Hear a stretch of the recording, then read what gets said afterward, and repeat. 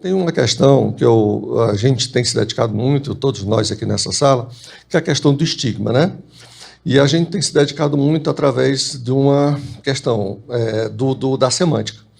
Então, a gente normalmente diz, ele é bipolar, ele é depressivo, ele é esquizofrênico.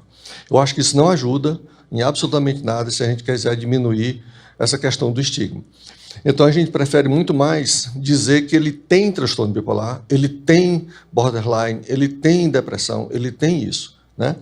E essa é uma das questões que é complicada, porque a gente adotou uma expressão errada, uma tradução errada daquele ditado shakespeariano, né? To be or not to be, that's the question. Que a gente traduz como ser ou não ser é a questão, que eu acho que é uma grande babaquice isso. Porque não é ser ou não ser, é ser ou estar. I am Fábio and I'm standing now.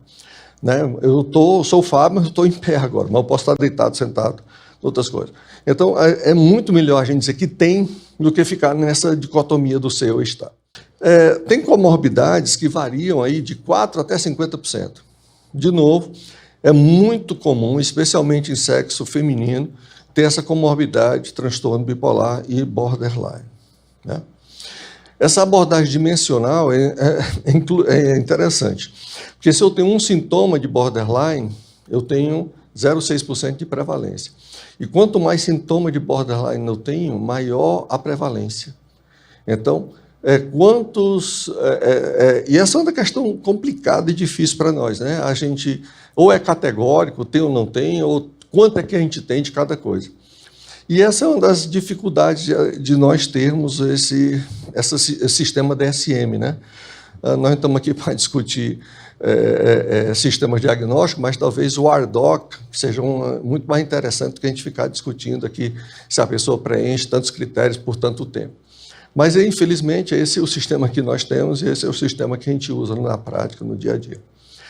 Agora, tem alguns dados que colocam muito claramente como eventos na infância e na adolescência são complicados, especialmente para o transtorno borderline, comparando aqui com a questão da bipolaridade. Existe uma alta taxa de abuso sexual na infância, existe alta taxa de despersonalização, existem o papel desse pai, né, que na infância é um pai distante, muito frequentemente em transtorno bipolar, em transtorno borderline, e muito frequentemente a taxa de abuso do pai nessa infância é muito maior em transtorno, que tem transtorno borderline e transtorno bipolares, né?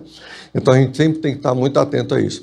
Como é que a gente acha que deve ser pesquisada essa questão numa pergunta que seja não tão ofensiva?